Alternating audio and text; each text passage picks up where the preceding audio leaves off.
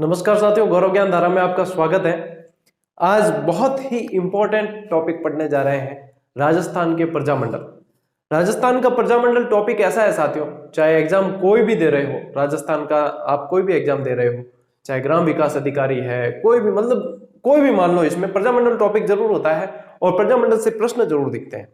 अब प्रजामंडल से प्रश्न कैसे बनते हैं, इसकी प्रकृति को समझना। पहले प्रजामंडल से प्रश्न बनते हैं, दो तीन तरह के प्रश्न बनते हैं।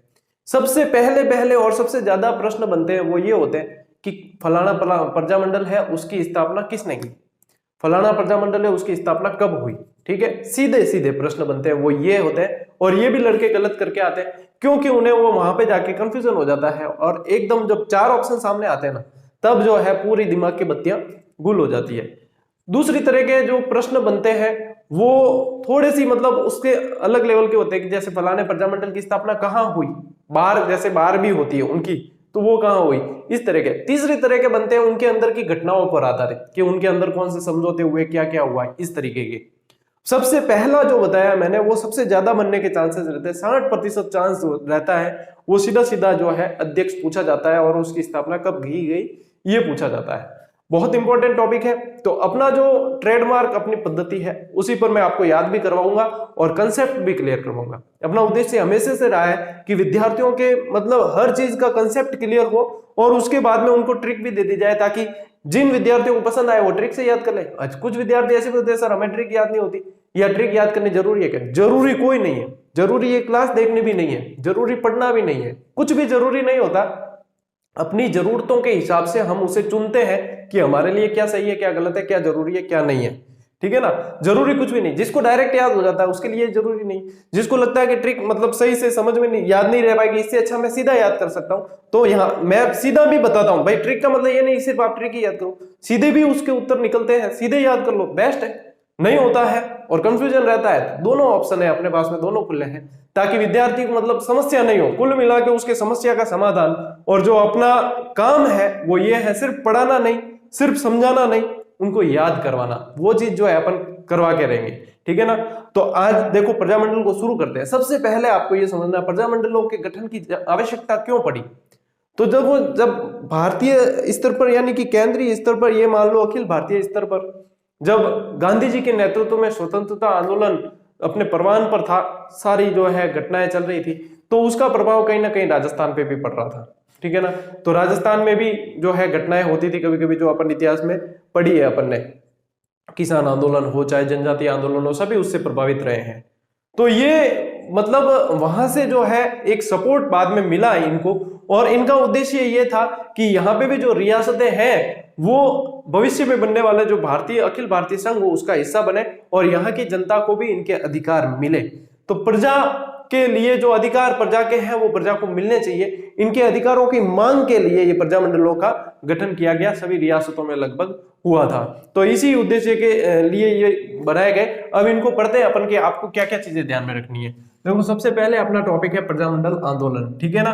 प्रजामंडल का शाब्दिक अर्थ जो होता है वो प्रजा का संगठन, प्रजा का एक मंडल है, प्रजा का मंडल है जो प्रजा के लिए काम करेगा, प्रजा के अधिकारों के संरक्षण के लिए, सुरक्षा के लिए काम करेगा। ठीक है। तो प्रजा का संगठन है। इसके उद्देश्य क्या क्या थे? इसके उद्देश्य थे स्वशासन की मांग करना, कि हमारा शासन होना चाहिए। ठीक है ना। क्योंकि देखो अंग्रेजों का शासन उस समय भी था, तो जहां पे जो जनता है उनके द्वारा चुनी गई सरकार का शासन होना चाहिए। कुल मिला के उद्देश्य ये था। उसी को उत्तरदायी सरकार कहा जाता है। ठीक है। यानी कि उत्तरदायी सरकारों की स्थापना होनी चाहिए। तो ये प्रजामंडल का मुख्य उद्देश्य था। फिर इसके अलावा कि स्वतंत्रता आंदोलन में महिलाओं की भी भागीदारी बढ़े, कि ज्यादातर अपन देखते हैं कि महिलाएं जो है भाई, उस समय तो ये ज्यादा था, अब तो क्या है कि आत्मनिर्भर हुई है महिलाएं भी, लेकिन उस समय ये अपने चौका चूल्हा वगैरह इसमें ज्यादा इन्वॉल्व रहती थी। तो भाई आंदोलन के अंदर महिलाओं की भागीदारी भी बने, लेकिन वो किस संस्था के जरिए या किस संगठन के जरिए हिस्सा ले, उसके लिए इन प्रजामंडलों का भी इनका भी ये उद्देश्य था। फिर शासकों द्वारा जो सहायक संधियां कर रखी थी अंग्रेजों के साथ में, फिर उनकी जो है एक बटालियन वहां रहती थी और वो एक तरह से ये उनके अधिकार उनके हाथ में कुछ भी नहीं थे। तो ये सहायक संधियों को तोड़ने का दबाव इसके द्वारा बनाया गया। फिर देखो रियासतों का भारतीय संघ में कौन सा अखिल भारतीय संघ जो भविष्य में बनने वाला था उसमें मिलने की पृष्ठभूमि को तैयार करना, ये भी एक तरह का उद्देश्य था प्रजामंडल का, ठीक है ना। फिर देखो क्रांतिकारी जो घटनाएं होती थी, तो क्रांतिकारियों को बिल्कुल सही दिशा प्रदान करना भी इसके अंतर्गत एक उद्देश्य के अंदर आता था। इसके अलावा जनता के अधिकार जितने थे उनका संरक्षण करना, क्योंकि देखो प्रजा का मंडल, तो जनता के अधिकारों की सुरक्षा करना, उनको जागरूक करना कि भैया ये है, इसके लिए आपको प्रयास करना पड़ेगा, उसके लिए एक मंच तैयार करना, ये था प्रजामंडल। तो मेरे हिसाब से ये कंसेप्ट अब आपके क्लियर हो चुका है कि प्रजामंडलों के गठन की आवश्यकता क्यों पड़ी। तो ये प्रजामंडल का गठन की आवश्यकता है। अब आने वाले, अब इसमें प्रश्न कैसे बनेंगे कि प्रजामंडल के गठन की आवश्यकता पड़ी, अब फिर किसके नेतृत्व में प्रजामंडल बने और ये वगैरह, ये सारे प्रश्न बनेंगे, ठीक है। अब देखो इनके लिए बहुत सारे प्रयास हुए। वैसे प्रजामंडल टॉपिक एक ऐसा हुआ है जिसकी कोई मतलब गहराई नहीं नाप सकता, इतना मतलब जितना गहरा उतर जाए वो पीएचडी कर लो बोली, कोई अंत नहीं है। लेकिन अपन को इसमें से सिलेक्टिव चीजें पढ़नी होती है कि एग्जाम की दृष्टि से अपने क्या जरूरी है। मैं हमेशा कहता हूं कि परीक्षार्थी जो प्रतियोगी परीक्षा की तैयारी कर रहा है उसके लिए विद्वान बनना जरूरी नहीं है, उसे सिलेक्शन कैसे लेना है उस चीज को ध्यान में रखकर पढ़ना है, ठीक है ना। विद्वान बनने के लिए पूरी जिंदगी पड़ी है और अभी से विद्वान बनने की कोशिश करोगे तो सिलेक्शन शायद पक्का नहीं कह रहा हूं, शायद दूर होता चला जाएगा। क्योंकि विद्वान बनने के लिए जो है बहुत मतलब फिर आप उस हिसाब से उस लेवल पे पढ़ोगे और उसके लिए समय, रणनीति, सब कुछ अपना माइंड सेट वगैरह सब ऐसा होना चाहिए। तो एक बार सिलेबस को पकड़े और अपनी पकड़ उन चीज पे बनाए जो एग्जाम में पूछी जाती है, ठीक है ना, और उस तरीके से पढ़ें कि हमें सिलेक्शन लेना है, सबसे पहले सिलेक्शन लेना है। उसके बाद की बात है कि अब हमारे जो है ज्ञान में अथाह वृद्धि कैसे की जाए, कैसे इसको परिष्कृत किया जाए, वो सब बात की बातें हैं, ठीक है ना। अब देखो इनके लिए बहुत सारी वैसे संस्थाएं वगैरह बनी है, तो इसलिए मैंने कहा कि ऐसा कुआं है जिसके अंदर मतलब कोई गहराई नहीं नाप सकता, बहुत सारी है। लेकिन उसमें से एक महत्वपूर्ण है, वो ध्यान रखना, 1927 में अखिल भारतीय देशी राज्य लोक परिषद का गठन हुआ जो बंबई में हुआ, ठीक है ना। इनका उद्देश्य भी यही था कि रियासतों के अंदर उत्तरदायी सरकारों का गठन करना। जब प्रजामंडल आंदोलन यहाँ पे चलने लगे तो इनको जो है भारतीय स्तर पर, यानी कि कह सकते हो कि केंद्रीय स्तर पर, अखिल भारतीय स्तर पर कांग्रेस जो ऐसी संस्था थी जो काम कर रही थी, तो कांग्रेस जो ऐसी पार्टी थी, पार्टी कह सकते हो आप, पार्टी बाद में मतलब वो एक तरह का मतलब आप उसे एओ ह्यूम ने सेफ्टी वॉल की संज्ञा दी है। कभी इसके ऊपर चर्चा करूंगा सेफ्टी वॉल क्यों है। चलो थोड़ा सा बताता हूं। मान लो आज जैसे कोई आंदोलन होता है, मान लो बेरोजगार आंदोलन करते हैं किसी भर्ती के लिए, अपनी मांगों के लिए। एक आंदोलन मान लीजिए पाली में चल रहा है, एक भरतपुर में चल रहा है, एक सिरोही में चल रहा है, एक कोटा में चल रहा है, डूंगरपुर, बांसवाड़ा में, जगह जगह आंदोलन हो रहे हैं, ठीक है। कभी इस आंदोलन को दबाते वो उग्र होता है, कभी उसको दबाते वो उग्र होता है, कभी इसको दबाते वो उग्र होता है। पता नहीं चलता है कि किस समय कौन सा उग्र होगा, कौन सी घटना कहां पे घटित हो जाएगी, ठीक है। तो अंग्रेजों ने ऐसा मतलब ट्रिक लगी कि कोई ऐसा मतलब एक संगठन बना देना चाहिए जो मतलब उस पे ही हमें नजर रखनी है कि यहां से होगा आंदोलन होगा। तो और सेफ्टी वॉल इसलिए कहते हैं कि इस वॉल को हम कभी भी बंद कर सकते हैं, जहां कहीं दूसरी जगह हमको ध्यान देने की जरूरत नहीं है, वहीं से वो होगा, उसको सेफ्टी वॉल की संज्ञा दे दी कि यहां से जो है अभी कभी भी फूटेगा ना तो यहीं से फूटेगा और इसका ध्यान रखना है। इसी तरीके से जो है कांग्रेस का गठन इसी उद्देश्य को मानते हुए, फिर अंग्रेज क्यों करेंगे, तो ये कारण था। इस चीज को समझना, कभी ध्यान देना कभी इस चीज पे भी कि ये क्यों था और इसका कारण ये था, ठीक है। अब देखो कांग्रेस द्वारा ही, कांग्रेस का जो हरिपुरा अधिवेशन था जिसकी सुभाष चंद्र बोस ने अध्यक्षता की थी 1938 के अंदर, तो कांग्रेस ने इस मंच से पहली बार प्रजामंडलों को समर्थन दिया था कि हम आपके साथ हैं, आप प्रयास करिए और हमारी जो है कांग्रेस पार्टी वो पूरी तरीके से आपके साथ है। ये कांग्रेस जो संगठन है एक तरह का, वो पूरी तरीके से आपके साथ है, आप प्रयास कीजिए, ठीक है ना। तो यहाँ ध्यान क्या रखना है, हरिपुरा अधिवेशन कब पहली बार प्रजामंडलों को जो है वहां से समर्थन मिला, तो हरिपुरा अधिवेशन से मिला। अब देखो सबसे पहला प्रजामंडल जो गठित किया गया, जो प्रजामंडल बना है वो राजस्थान में जयपुर प्रजामंडल है जो 1931 में बना है और कपूर चंद पाटनी द्वारा। हालांकि इसका पुनर्गठन बाद में चिरंजीव लाल मिश्र द्वारा पुनर्गठन किया गया 1937 के अंदर। 1938 में इसका पहला अधिवेशन हुआ। बहुत कुछ है पढ़ने को आपके पास और मैं सारी चीजें बताऊंगा। यदि जितना बता रहा हूं उतना भी याद कर लोगे ना तो आप बहुत अच्छी कंडीशन में होंगे। आप क्लासेस का स्तर देख लेना, वहां पे देख लेना कि क्या कंसेप्ट क्लियर हुए या नहीं हुए, आपको याद हुई है नहीं हुई। यानी यदि इन सब बातों से संतुष्ट है तो फिर मतलब दूसरी बात आपको सोचनी नहीं है और एक दिशा पकड़ के कंटिन्यू चलना है। ज्यादा इधर उधर नहीं देखना है। सिलेक्शन लेना है तो घोड़े के बंदोली में जब ऐसे लगे होते हैं ना वो दोनों तरफ, उसको इधर उधर देखना ही नहीं, सीधा चलना है। तो आपको भी ये चीज ध्यान में रखनी है, ठीक है। राजस्थान के 3 ऐसे प्रजामंडल थे, सीधा प्रश्न बनता है, राजस्थान के 3 ऐसे प्रजामंडल थे जिनकी स्थापना राजस्थान से बाहर हुई, ठीक है ना। तो बाहर हुई, उनमें सबसे पहले तो अब आपको याद रखना है कौन कौन से थे, फिर याद रखना है कि इनकी स्थापना कहां हुई। सीधे सीधे प्रश्न बनते हैं और हकीकत बता रहा हूं कि प्रश्न आपको देखने को मिलेंगे एग्जाम के अंदर। तो 3 प्रजामंडल की स्थापना हुई, उसमें देखो आपकी ट्रिक मैंने आपको यहां पे दे दी है, बी भर सी, ठीक है। बी और सी, एबीसीडी याद कर, बी और सी याद रह जाएगा, बी भर सी, और सी मतलब ये वाला ध्यान रखना फिर, ठीक है ना। अब देखो बी का मतलब क्या है, बी का मतलब है बीकानेर। बीकानेर की जो स्थापना बाहर की गई राजस्थान से, वो हुई थी आपके कलकत्ता में, ठीक है। ये है भरतपुर, भरतपुर, भरतपुर की जो की गई वो रेवाड़ी हरियाणा के अंदर, ठीक है। और ये है सिरोही, सिरोही, सिरोही की जो हुई थी वो आपके हुई थी बंबई के, दो उस समय बंबई कहते थे, ठीक है ना, बंबई, बॉम्बे के अंदर, मुंबई के अंदर, ये ध्यान रखना।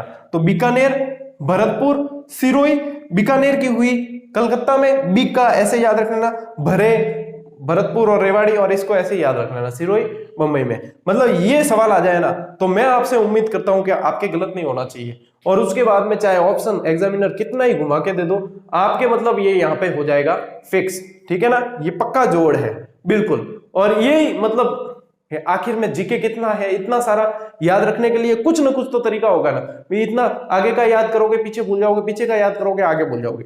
तो ये मतलब ये तरीका जो है, ये मेरा जो ट्रेडमार्क तरीका आप कह सकते हो, वो ट्रिक वाला है। तो ट्रिक बताता भी इसलिए हूं क्योंकि विद्यार्थी जिसको जहां पे जरूरत पड़े वो वाली ट्रिक याद कर लेनी चाहिए। जरूरी नहीं कि आपको मुझे जितनी याद है वो सारी याद हो, लेकिन अपनी जरूरत के हिसाब से जहां जहां जरूरत पड़ती है वहां पे याद कर लें।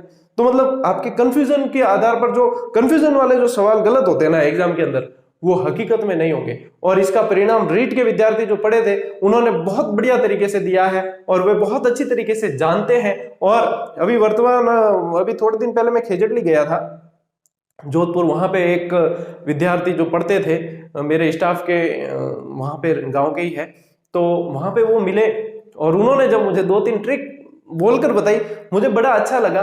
और उन्होंने अपने मन की व्यथा हकीकत बयां की कि सर ये चीजें मतलब मैं पढ़ पढ़ के थक गया था, और मुझे कभी भी राजस्थान की बॉर्डर लाइन वाले, एमपी के छूने वाले 10 जिले और राजस्थान के छूने वाले 10 जिले कभी जिंदगी में याद नहीं हुए, और मैं कभी उसको ध्यान से देखता ही नहीं था, याद ही नहीं करता था, उस टॉपिक से डरता था। लेकिन जब से क्लास देखी तो हकीकत मुझे ये मतलब ट्रिक याद हो गई, और इसके बाद में मतलब कैसे घुमा के सवाल देने में इससे डरने वाला नहीं हूं, और मुझे पता है कि इसमें सवाल गलत होने वाले नहीं है।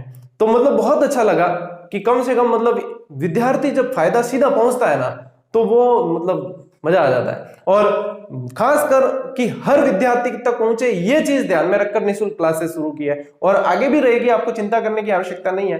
क्लासेस जो है अपनी निःशुल्क यूट्यूब पे रहेगी, और क्लासेस का स्तर जो है बढ़िया से बढ़िया ही रहेगा, कभी कोई इसमें कमी नहीं की जाएगी, और मतलब स्तर को सुधारने की कोशिश की जाएगी, लेकिन इससे पीछे या इससे नीचे जाने वाले नहीं है। विश्वास किया है तो देखो कुछ अच्छा ही कर रहे हैं आपके लिए। और फिर भी किसी को लगे कि हाँ नहीं गुरुजी तो आप सही तरीकों कौन है या यूं, तो बिल्कुल निश्चिंत होकर आप कहीं से भी किसी से भी पढ़ सकते हैं, मुझे कोई ऐतराज नहीं। अपना जो आपका जो विश्वास करते हैं उनका, जो विश्वास नहीं करते उनका, सभी का अंतिम लक्ष्य क्या है, सिलेक्शन लेना।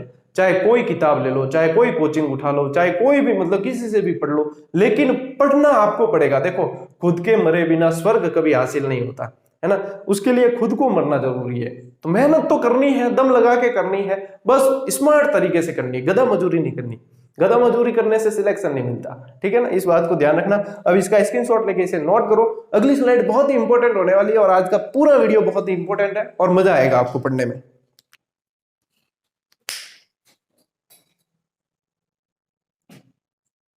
साथियों आ गया है अपना ब्रह्मास्त्र, बाहर आ गया है, और ये ब्रह्मास्त्र ऐसा है कि ये अचूक है। इसकी खासियत ये है, अब 1938 को साथियों प्रजामंडलों का वर्ष कहा गया है। क्यों? क्योंकि यहाँ सर्वाधिक प्रजामंडलों का गठन 1938 के अंदर हुआ, और 1938 में गठन होने वाले प्रजामंडल और उनका गठन किसने किया, अध्यक्ष, वो दोनों चीजें अपन पढ़ते हैं। एक ट्रिक दे रहा हूं आपको, उसके अलावा फिर कुछ भी आपके इसमें गलत नहीं होगा। हालांकि ये जो है वन लाइनर में सारी चीजें शामिल की है, इसके अलावा भी उसमें तो चलो बहुत कुछ है, लेकिन ये ट्रिक ऐसी है जो कभी चूकेगी नहीं। अब देखो इसमें क्या करना है आपको, ये सबसे पहले तो ध्यान रखना 1938 में स्थापित होने वाले हैं, ठीक है। अब UKABSD ये याद रखना है, ठीक है, याद हो जाएगा UKABSD, UKABSD, बस इतना याद करना है, 6 अल्फाबेट है, ये याद कर लिए। उसके बाद में याद करना है बलत्री हरि गोपी रमेश ओझा के पास प्रसाद करा। ओझा हम पहले देखता ना पा, ओझा जी किन कहता जो झाड़ फूंक वगैरह देता तो बिन पाड़े प्रसाद चढ़ाना पड़े, ठीक है, जड़े बैठ सही तरीके में इलाज करे, प्रसाद चढ़ाना पड़े। बल किसमें है, त्रिशूल में, ये समझ लो महादेव जी में बल है तो त्रिशूल में है। हरि का मतलब भी भगवान है, गोपी देखो लगभग सभी जो है भगवान से संबंधित लग रहे हैं, तो यानी कि याद हो जाएगी। बलत्री हरि गोपी रमेश ओझा के पास प्रसाद चढ़ा, बलत्री हरि गोपी रमेश ओझा के पास प्रसाद चढ़ा, ठीक है, इस तरीके से याद करना। अब देखो ये ऊ का मतलब क्या है, ऊ का मतलब है उदयपुर, क्या मतलब है, उदयपुर। के का मतलब क्या है, के का मतलब है करौली, करौली। ए का मतलब है अलवर, अलवर। बी का मतलब है भरतपुर, भरतपुर। एस का मतलब है शाहपुरा, शाहपुरा। ऐसा नहीं है कि आपको पहले मतलब नाम तो याद होने ही चाहिए कि ये प्रजामंडल है, इनका गठन हुआ है, ऐसा नहीं ऐसे आप शुरू ही कर दो, ये ऐसे नहीं, वो थोड़ा तो देखो आपको ध्यान रखना पड़ेगा, फिर जो कंफ्यूजन है वो आपका इससे मिट जाएगा, ठीक है। डी का मतलब है धौलपुर, धौलपुर, ठीक है, ये आ गया UKABSD, ठीक है। अब देखो ये जो बल है, अब ये यानी कि बल वाली ट्रिक कहां आ रही है, ये उदयपुर, और बल का मतलब है यहां लिख देता हूं बलवंत सिंह मेहता। कोई नहीं पढ़ाएगा आपको, हकीकत बता दूं इस तरीके से, क्यों, क्योंकि इन सब चीजों में जान लगती है, बहुत ज्यादा मेहनत, और फिर इतनी मेहनत करने के बाद में कोई फ्री नहीं देता, कुल मिला के बात ये है। फिर उसके बाद में तो फिर क्लासेस तो आप समझते ही हो, बाकी क्या बताएं। करौली, ठीक है। फिर ये देखो त्रिलोक चंद माथुर, ठीक है, करौली, त्रिलोकचंद माथुर। फिर देखो ये आ गया आपके अलवर, देख लेना सभी एरो में बराबर बराबर कर रहा हूं, जहां जहां एरो जा रहा है। अलवर, अलवर का आपके है हरि नारायण शर्मा, हरि का मतलब है हरि नारायण शर्मा। फिर ये भरतपुर, ठीक है, और भरतपुर का है गोपीलाल यादव, ये गोपी है, गोपीलाल यादव, जैसे क्रम से ही आपको चलना है, ठीक है।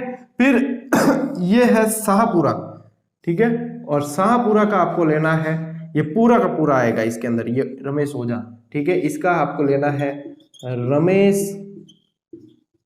चंद्र ओझा, ठीक है। अब धौलपुर बचा, तो धौलपुर का प्रसाद से यहां पे लेना है ज्वाला प्रसाद जिज्ञासु। देखो आयो न मजा।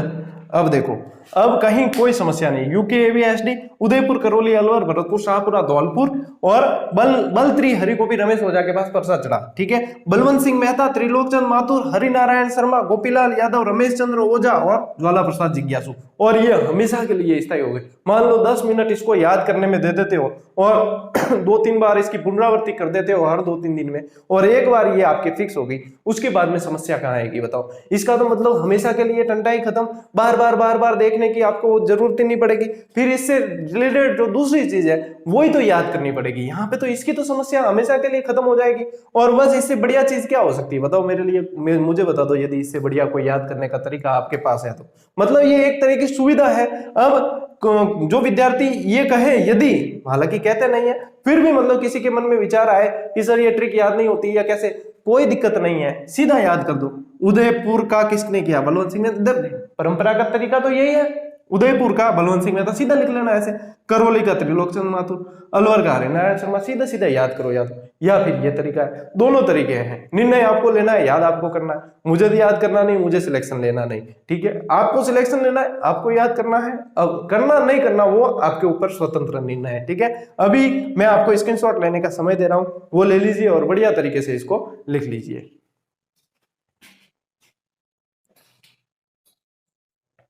अब इसमें ट्रिक का खजाना साथियों आपके पास आ गया है, और समझ लो कि ये इतना आपको याद है तो आपकी 70% जो है प्रजामंडल के टॉपिक पर पकड़ हो गई है। क्योंकि यहां तक मतलब मुझे लगता है 70 से 75% चांसेस रहते हैं यहां से ही प्रश्न बनने के। आप पुराने पेपर उठा के देख लेना, ऐसे कैसे प्रश्न पूछे जाते हैं और वहां कंफ्यूजन कितना होता है वो भी देख लेना। उसको दूर करने का सिर्फ एकमात्र इलाज यही है और वो बता रहा हूं। अब देखो, अब अपन पढ़ रहे हैं 1939, ठीक है। 1939 में किस किस का गठन हुआ उसकी ट्रिक है KSK, ठीक है। 1939 की क्या है, KSK।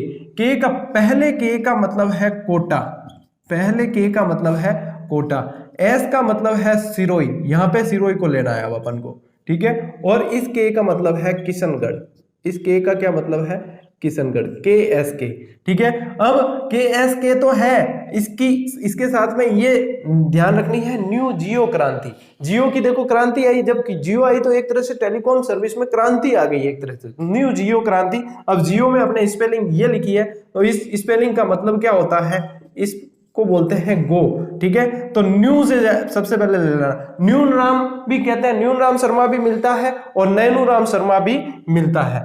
तो यहाँ पे अपन नैनू राम, आप चाहे न्यून राम भी लिख सकते हो क्योंकि दोनों नाम किताबों में मिलते हैं, एक ही व्यक्ति है, न्यून राम शर्मा। इसका संबंध किससे हो गया, कोटा से, ठीक है। ये गो से आ जाएगा आपके गोकुल भाई भट्ट, गोकुल भाई भट्ट, जिसे राजस्थान का गांधी भी कहा जाता है। गांधी से बहुत सारे प्रश्न बनते हैं, मेवाड़ का गांधी, ब्लैक गांधी, नवीन गांधी वगैरह बहुत सारे बनते हैं, बताऊंगा कभी शांति से आपको, ठीक है। और इस क्रांति का मतलब है कांतिलाल चौथाणी, कांतिलाल चौथाणी। अब यूं है कि एक एक व्यक्ति नहीं है जुड़े हुए, हर प्रजामंडल से बहुत सारे व्यक्ति हैं, तो इसमें कभी ये देंगे कभी कोई दूसरा आ जाएगा ना, कंफ्यूज मत होना, जो मुख्य मुख्य भूमिका है वो बता रहा हूं मैं आपको। तो ये आ गया देखो आपके, अब ये गोकुल भाई भट्ट जो है सिरोही का आ गया, ये सिरोही से संबंध सीधा ये, और किशनगढ़ वाला सीधा ये देखो। अब कहीं समस्या है, KSK और न्यू गो क्रांति, न्यू गो क्रांति, जियो क्रांति, ठीक है। तो गो से गोकुल भाई भट्ट, कांतिलाल चौथाणी और कोटा।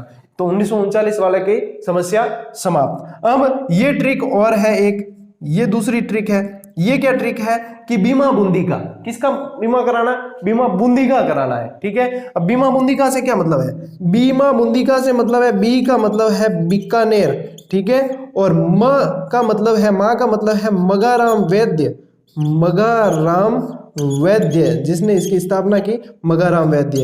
इनकी जो इसकी जो स्थापना की गई साथियों वो 36 में की गई थी, 1936। और बूंदी का यानी कि बूंदी, इसका तो सीधा सीधा बूंदी तो आ ही जाएगा, और इस का मतलब है फिर से यहाँ पे कांतिलाल चौथाणी, कांतिलाल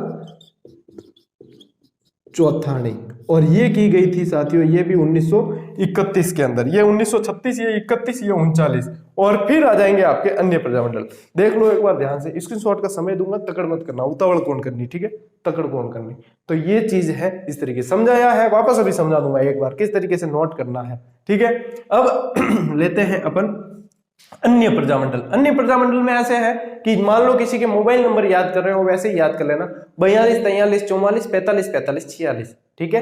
42 43 44 45 45 46, ये याद करना, यानी कि अलग अलग सन में, और क्रम का ध्यान रखना, 42 43 44 45 45 46, दो बार 45 आएगा, 45 45 46, ठीक है। इसमें जो याद रखना है, कुबड़ा जापो झाड़ो गलावा, क्या है ट्रिक, क्या है, या तो ये या फिर ये याद करना है, कुबाड़ू जय प्रजा, दोनों एक ही, दोनों का मतलब एक ही निकलेगा, ठीक है। या तो कुबड़ा जापो झाड़ो गलावा, या फिर जो है कुबाड़ू जय प्रजा, जो भी आपको उचित लगे, याद हो जाए वो कर लेना। अब देखो, इस कु का मतलब क्या है, कुशलगढ़, ठीक है। और ये ब का मतलब बांसवाड़ा, ये डूंगरपुर, ठीक है। इस जा का मतलब है जैसलमेर, यहां से आ जाएगा आपके जैसलमेर आ गया, और झाड़ों से आपको कुछ भी नहीं लेना है, जैसलमेर आ गया। इसके बाद में आ जाएगा आपके ये प से आएगा यहां से, ठीक है ना, जापो, प से लेना है प्रतापगढ़, और फिर बाद में आ जाएगा यहाँ झाड़ों से अब लेना है झालावाड़, या तो ऐसे, या फिर सीधी कुबाड़ू जय प्रजा, ऐसे याद कर लेना, ठीक है। तो फिर आ जाएगा कुशलगढ़, बांसवाड़ा, डूंगरपुर, जैसलमेर, प्रतापगढ़, झालावाड़।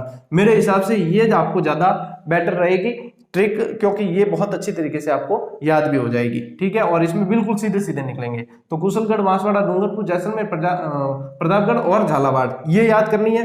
उसके बाद में ये ट्रिक आपको याद करनी है कि भले भोपे के पास, देखो झाड़ो गलावा गए या झाड़ा दलाने, भले भोपे के पास, कैसे कैसे के पास जाना, भले भोपे के पास भोग लगा के मीठी चुन्नी मंगा, यानी मीठी किसी लड़की का नाम है ऐसे सोच लेना, भले भोपे के पास भोग लगा के मीठी चुन्नी मंगा, भले भोपे के पास भोग लगा के मीठी चुन्नी मंगा, ऐसे। तो अब यानी कि अब देखो भले से अपन को लेना है भंवरलाल निगम, भोपे से लेना है भूपेंद्र त्रिवेदी, ठीक है, भोग से लेना है भोगीलाल पंड्या, मीठी से लेना है मीठालाल व्यास, चुन्नी से लेना है आपको चुन्नीलाल और मंगा से लेना है मांगीलाल भव्य। कहीं कोई समस्या नहीं है। आ गया भंवरलाल निगम, भूपेंद्र त्रिवेदी, भोगीलाल पंड्या, मीठालाल, ठीक है, चुन्नीलाल और मांगीलाल भव्य। आ गया मीठालाल, मांगीलाल भव्य, सारे के सारे। और इसी तरीके से अब ये देखो 42 के अंदर कुशलगढ़ भंवरलाल निगम, सीधा याद करना है तो ऐसे। बांसवाड़ा 1943 के अंदर भूपेंद्र त्रिवेदी, डूंगरपुर जो है 44 के अंदर भोगीलाल पंड्या, जैसलमेर 45 में मीठालाल व्यास, प्रतापगढ़ भी आपके 45 में और प्रतापगढ़ के अंदर ये आ जाएगा आपके सीधा चुन्नीलाल, और 46 के अंदर झालावाड़ और मांगीलाल भव्य। या तो ये तरीका है या ये है, या तो कुबाड़ू जय प्रजा या फिर भले भोपे के पास भोग लगा मीठी चुन्नी मंगा, UKABSD ऐसे याद करना है, या तो फिर ये देख लो, या तो सीधे सीधे या KSK न्यू गो क्रांति ऐसे याद कर लो, ऐसे कर लो, ऐसे कर लो, ऐसे पकड़ो या ऐसे पकड़ो, पकड़ना कान है, ठीक है। अंत में सिलेक्शन है। और ये मतलब ज्यादा आपको याद करने में इसमें समस्या नहीं आएगी, 2-3 बार जैसे पढ़ा आपने, क्लास भी देखिए ना, काफी चीजें याद हो जाएगी, दिमाग में घूमेगी। उसके बाद में रात को सोते समय 2 ट्रिक वापस पढ़ के सो के, फिर बाद में जैसे 2-3 दिन बाद फिर उसको देख लो, 2-3 दिन बाद ऐसे करके स्थायी हो जाएगी, यानी कि वो टॉपिक पूरा ही स्थायी हो गया। फिर नहीं तो फिर परंपरागत तरीका है। और प्रजामंडल के अंदर इतना ज्यादा कंफ्यूजन होता है साथियों, खुद अनुभव के आधार पर बता रहा हूँ, बहुत ज्यादा कंफ्यूजन होता है, इसीलिए ये तोड़ निकाला गया। और इस तोड़ के बाद कभी मेरे जो है एग्जाम के अंदर प्रजामंडल से संबंधित सवाल गलत नहीं हुआ, यदि अध्यक्ष और ये पूछे गए हैं तो। बाकी गहराई बहुत ज्यादा है। अगली जो क्लास अपनी आएगी ना, उसके अंदर फिर आपको जो हर प्रजामंडल से संबंधित जो जो मुख्य मुख्य तथ्य है, जहां जहां और अंदर जो संस्थाएं गठित हुई, जो समझौते हुए, जो दिवस मनाए गए, उनसे संबंधित अपन जो डिटेल भी पढ़ेंगे। ऐसा नहीं है कि सिर्फ यही, लेकिन ये जो है उसका मतलब बहुत मोस्ट इंपॉर्टेंट प्रजामंडल के अंदर की क्लास आपके ये है, जो आपके बहुत ज्यादा सवाल पूछने के चांसेस रहते हैं। मेरी तरफ से मैंने सारी चीजें बताने की कोशिश की है और समझाने की कोशिश की है। अच्छा, यहाँ पे मैंने कहा था, वापस बता दूंगा, ध्यान रखना, KSK कोटा, सिरोही, किशनगढ़, इसकी है ट्रिक न्यू गो क्रांति, और इसको मिलान करना है। ये देखो नयनूराम यहाँ पे आ गया, गो यानी गोकुल भाई भट्ट सिरोही से, कांतिलाल चौथानी किशनगढ़ से, ठीक है। बीमा बूंदी का, बीकानेर मगाराम वैद्य, और बूंदी यानी बूंदी का यानी कांतिलाल चौथानी, 1931-1936 लगभग। ये स्लाइड आपके है ना, प्रश्न जब बनेगा तब देखते हैं इसमें से कितने प्रश्न आते हैं, क्योंकि ज्यादातर चांसेस रहते हैं इसमें से आने के, इसलिए इसके अंदर कोई भी कमी नहीं रखी है, सारी चीजें देने की कोशिश की है। तो ऐसे ही प्रयास तो चलता ही रहेगा, और उम्मीद है कि आप भी बढ़िया तरीके से पढ़ रहे होंगे। और ध्यान रखना, कभी भी पढ़ने बैठते हो जब, कि मैं मेरे लिए पढ़ रहा हूँ, ठीक है ना, किसी दूसरों के ऊपर एहसान करने के लिए नहीं कि मेरा सिलेक्शन होगा तो दूसरा वो खुश होगा या उनके लिए पढ़ रहा हूँ, ऐसा नहीं। खुद के लिए पढ़ रहे हो, खुद के परिवार के लिए पढ़ रहे हो, आप पढ़ोगे तो आपका भला होगा, खुद के मरने से खुद को स्वर्ग मिलेगा, ठीक है ना। इस बात को ध्यान में रख के पढ़ना जब भी पढ़ते हो, और अंतिम लक्ष्य क्या है, सिलेक्शन, इस बात को ध्यान में रख के पढ़ना, ठीक है साथियों। मिलते हैं अगली क्लास में, आप स्क्रीनशॉट लेकर ट्रिक्स नोट कर लेना पूरी अच्छी तरीके से और याद भी कर लेना। तो अपन मिलते हैं अगली क्लास में, तब तक के लिए राम राम, जय हिंद।